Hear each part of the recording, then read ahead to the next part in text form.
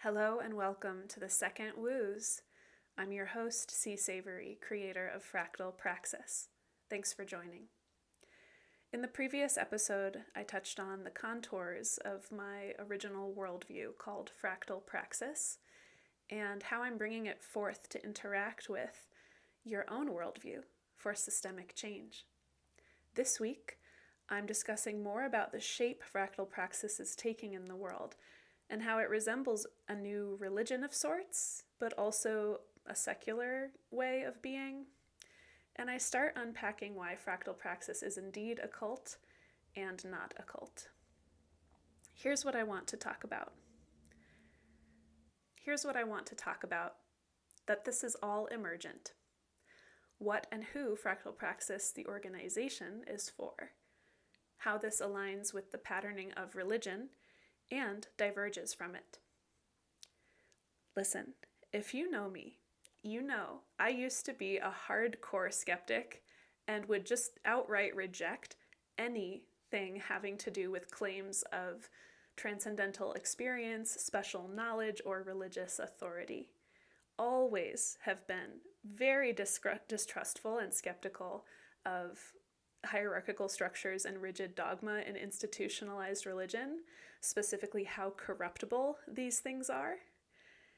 And in my youth, I would have even identified, I think, as anti-religion. So if you told me that 10 years ago today, I would be both a minister and a businesswoman, I would have laughed you out of town. And yet, following Emergence, here we are. The point is, getting here has been quite the journey for me personally, so I want to be open about that and invite you into that a bit. So let's get one thing straight. I did not set out to start a cult. I did not have a mental image of what this was going to be that I then applied myself towards and achieved. That's not what's happening. I am abiding a process of a cult starting itself through me. I am acting as a vessel in a deep relationship with a deep interaction between my little self, my human being, and a greater self beyond me, capital B being, capital S self, however you want to think about it. Since my first spontaneous spiritual experience in my early 20s, I have been guided by this kind of mystical relationship, and I choose to be guided. To be clear, I have made choices over the years that have reinforced this path. I can attest that this lifestyle comes with consequences, with risks, and requires real discipline to follow.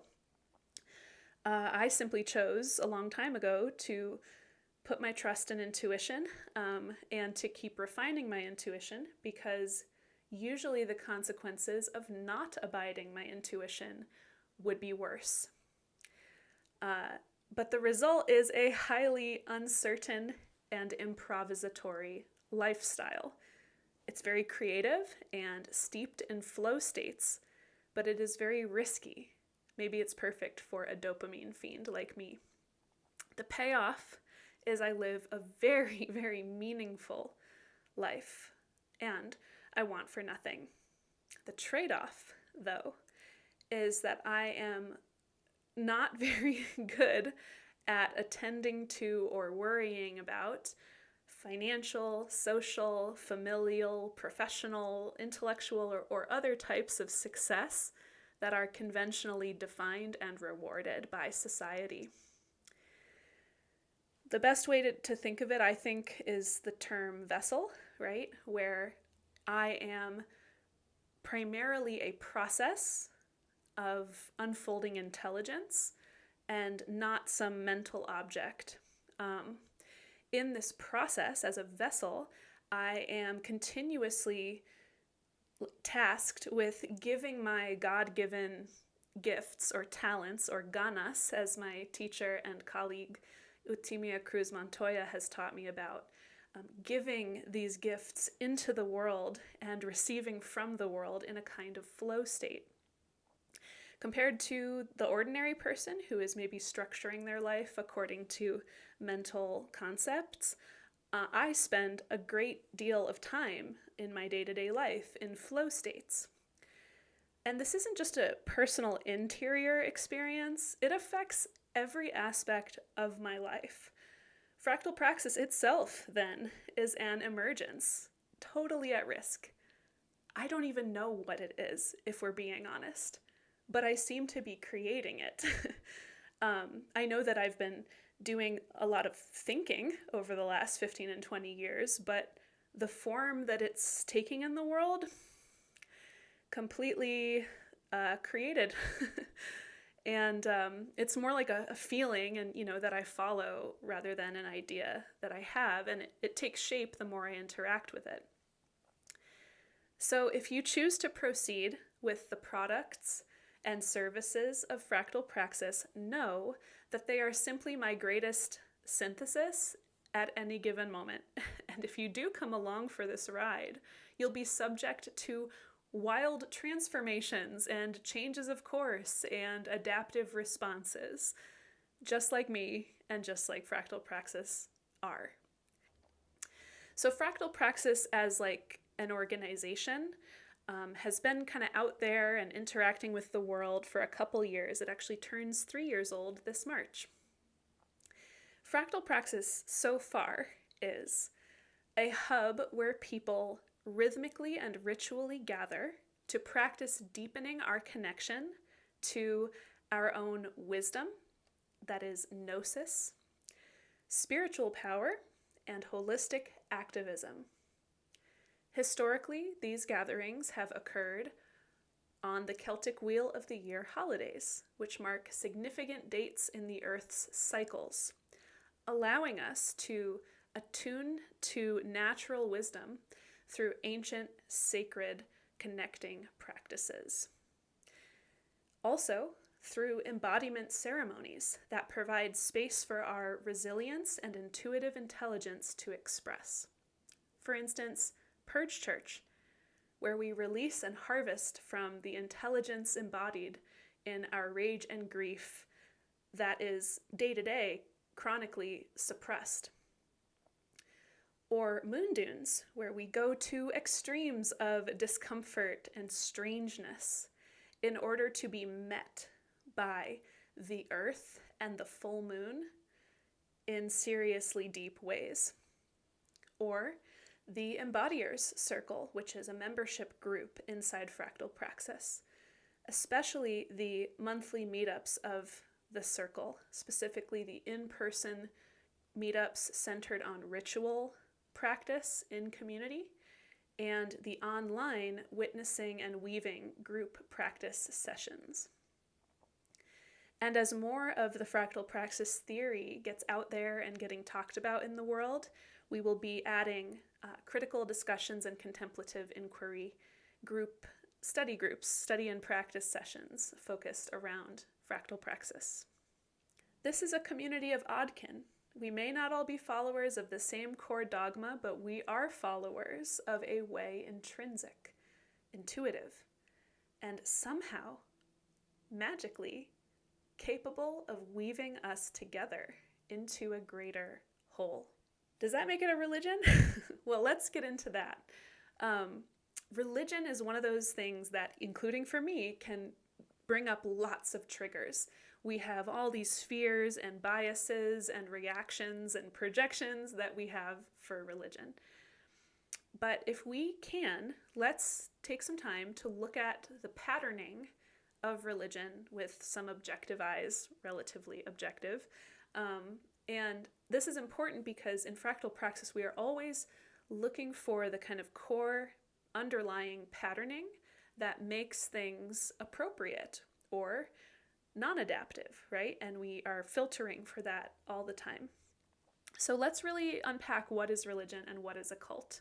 A cult is simply a fringe or small and or new religious group So really, the distinction between religion and cult is actually quite nominal.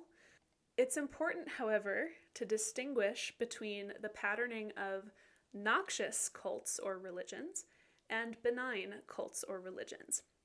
This distinction is actually really important, and we can look at the patterning of these things and understand them better, and therefore protect ourselves against noxious cults better.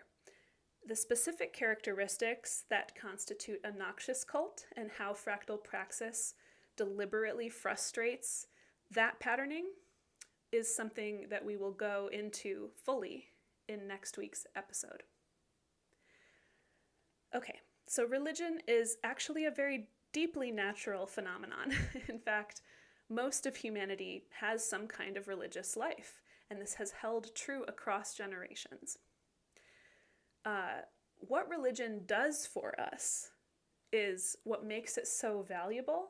So there's really kind of two pieces here.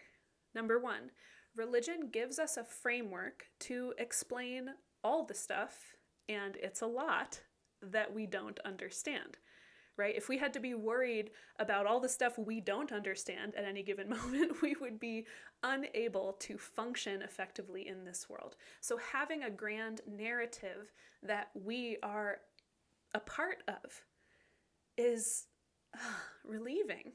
It produces a de-stressing effect. The other crucial aspect of religion is the social gathering and community activism aspect, right? We feel connected to one another, we see our fellow community members, and we have a feeling that these people have my back, right? That is also socially soothing, and you don't even have to believe the dogma of the church that you're going to in order to get the social benefits. So both of these things really have a lot of importance. Researcher Dr. Lionel Tiger unpacks this further. He was really interested in the question of why is it that 98% of humanity has some kind of religious life? And his stance is not that, oh yes, this proves that there's some external reality of a God, but rather that the human brain and society need the kind of benefits that religion can generate. Specifically, the brain soothing effects of the rituals and the grand narrative of religious practice and the social communal aspect has these brain soothing effects specifically tied to the role of serotonin. Yeah, religion is soothing. Let's hope it's not an opiate to the masses, but it is soothing in certain ways. My colleague, Rashawn Bliss, who studied philosophy and religion in school, told me once when I was developing an experimental organization that was both a church and a cooperative called Shared Ground, he told me that in his definition, a church is simply a community of belief and practice, which of course has many applications, including totally secular ones, like in a profession or a craft where the practitioners of that craft share a common framework, or you could think of it like AA or dance classes or something. And Fractal Praxis has this fully secular aspect to it. It can be effectively engaged with from a totally secular way. That said, Fractal Praxis also helps people deepen into a mystical experience for themselves that is the connection between their individual being and collective being. So in that sense, it has to traverse into the territory that we commonly think of as spiritual and mystical. And before we move on to what makes Fractal Praxis a religion and not a religion, I want to double click on this idea of third spaces. To me, this is crucial. Part of the ills afflicting society today, I believe, is that we lack third spaces where we can define ourselves in ways other than as a worker at our jobs or consumer in our free time shopping and watching television, right? Even when we're on our so-called social media apps, we're actually just consuming content and advertising and performing our identities to one another in a medium optimized for shallow interactions and emotionally activating sound bites. This is in stark contrast to what takes place when we come together with our bodies in face-to-face space and engage in meaning making and sense making about our worlds, and where our bodies can resonate together and experience things together in a way that's, yes, co-regulating. Honestly, I'm skeptical that anything less than this kind of gathering and organizing can actually liberate us. And with the loss of third spaces in society, we are losing a type of our humanity that I feel is very dangerous to lose amid the concurrent rise of AI, social and political violence and disorder, and environmental destruction. That is the context in which we live now. Let's look now at how fractal praxis is a religion and also how it diverges from it. Here's how it's like a religion. Fractal praxis is for all living beings. It's non-exclusive. If you are sentient and alive, you belong. It's a framework of belief and behavior. It talks about a way of life that brings about the greatest benefits, that is the most holistic way of living. In that sense, it resembles the dogma and the praxis of religion. And here's how it diverges. Empirical. I'm going to make a radical claim that every premise subscribed to as a core belief within the fractal praxis worldview can be theoretically and empirically tested and validated. The theory is open to being proven. Maybe it'll take another 20 or 100 years before someone can prove fractal praxis, but I believe it can be done. And this is in stark contrast to a religion with a dogma that is unchangeable and simply tells you that you must believe it. Evolutionary. Typically, a religion's dogma is not supposed to change based on the community's interactions with it. Not so in fractal praxis. The fractal praxis worldview was formed through a rigorous openness to new information, to modification. So it is indeed open for revision and reworking based on new learnings and synthesis brought by the earnest meaning-making labor of its practitioners. Purposely limited dogma. In fractal praxis, we promote this idea of believing the least that is holding on to only the bare minimum ideas that make the world workable, and optimizing for open-mindedness, that is, having an open kind of way of orienting to the world, rather than a way that's heavily burdened by lots of intense beliefs. This is modeled in fractal praxis. My book about the theory of fractal praxis that will be coming out in future years is called The Bones of Life. The idea is that the bones, this is just the bones. This makes the fractal praxis worldview operational, but it is no more than that. It is just enough to provide a skeleton so that the fractal praxis worldview can work, but we don't want to saddle our practitioners with a lot of my own thinking work because they need to be doing their own thinking work. Utilitarian. Fractal praxis asks, does this belief that you're subscribing to work for you? Does it do the work of making your life more livable? What results do you get when you act as though this were true? If the idea does work, you can keep it around until it gets replaced by something even more wise one day. If it's not working for you, you have the autonomy to let it go. Fostering agency. We need something to believe in. We need something to help us navigate the world. In these times of great and unpredictable change, the stories we subscribe to could end up being highly consequential to our survival and thriving. Now is a good time to be curious about alternative worldviews and other paths toward a livable future.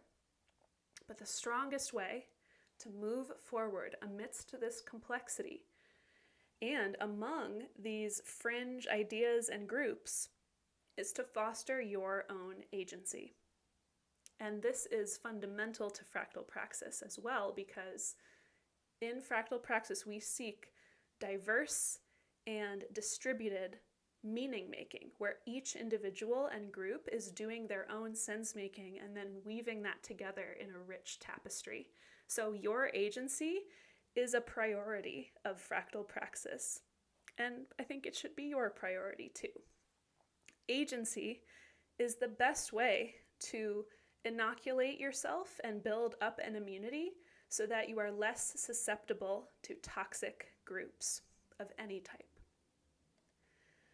When you test your ideas, when you test out your own ideas or someone else's as true and then observe the whole process carefully, you are building agency. Fractal Praxis is all about the application of learning and evolution. The point here is to strengthen and make more resilient your way of being and your worldview through systemic stress testing. Fractal practitioners test their beliefs. Does believing this and acting as though this is true bring about the results I'm looking for? If not, take a step back. Many of us are in codependent relationships with pieces of belief, assumptions, or whatnot that have been unconsciously internalized over the years that we now might need to get a little space from or to renegotiate that relationship. You might even try on alternative beliefs just as an experiment. Act as if the opposite were true and see what kind of feedback you get. This is only possible if you can acknowledge that your beliefs are just beliefs. They just help you navigate your world well enough anyway that you've survived and thrived thus far. If you have humility enough to acknowledge that your map of the world is just a map, and you have the courage to constantly test and refine even your most coveted beliefs constantly, and use the feedback you get from the world to augment those beliefs, you already belong to Fractal Praxis. So welcome aboard. Okay, so as we move forward in these complex times, here's the way to protect yourself and optimize your learning. Choose a path, a community that helps you build your agency, your autonomy, and your wisdom. Gain an understanding and awareness about the patterning that makes a group toxic, and be mindful and skeptical when you're observing these patterning. And finally, equip yourselves with trust in yourself, in your own ability to make sense of things, and empower your inner guru so that you don't have quite as much of a need to grasp at an external guru who could explain everything to you and make everything good or right again. This immunity is critical, especially when we may be having religious or transcendental experiences that can be so profound and challenge everything we thought we once knew. That's when we're also quite vulnerable, right? So we need to have these supportive structures of autonomy and agency in our lives so that we can navigate that with community, but not enmeshed fully with community. I can't help but call us together. I'm not going to apologize for it either. I accept it as an emergent duty, and I take it on with eyes wide open to the risks. I'm calling us together. I am shining a beacon, prepared to rally together the people out there who themselves are following an inner calling at all costs. A calling that's been surging through them, demanding more of their attention as things around them unravel. An ancient wisdom, a protective force that they are originally in touch with. Those who would follow that, they are invited to organize themselves here in this emergent thing called Fractal Praxis.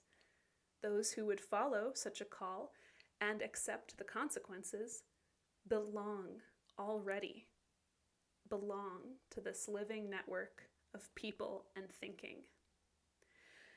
What Fractal Praxis hopefully will offer is a framework that enables even more effective self-organizing among such folks.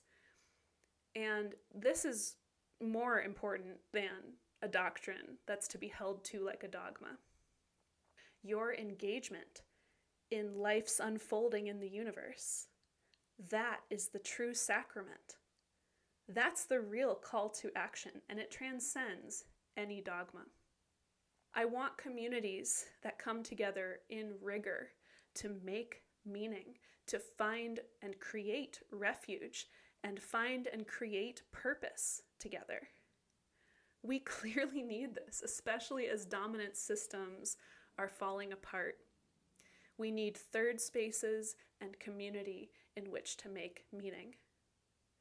I want us to find or forge or make a story that can reorganize us, that can get us back on the path to becoming more whole, rigorously, and that can give us the hope, clarity, and inspiration to carry on and build more holistic societies, even in the aftermath and the horrible loss and grief and disorder that is coming.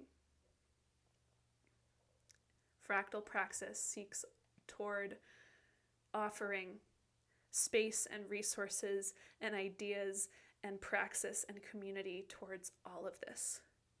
Thank you so much for watching and witnessing. Now is the time in the weekly ritual when we pass the proverbial basket. If you'd like to support these sessions and Fractal Praxis, please make a donation using the link in the description below, or consider becoming a Fractal Praxis member. Finally, and with much gratitude, I wish you farewell.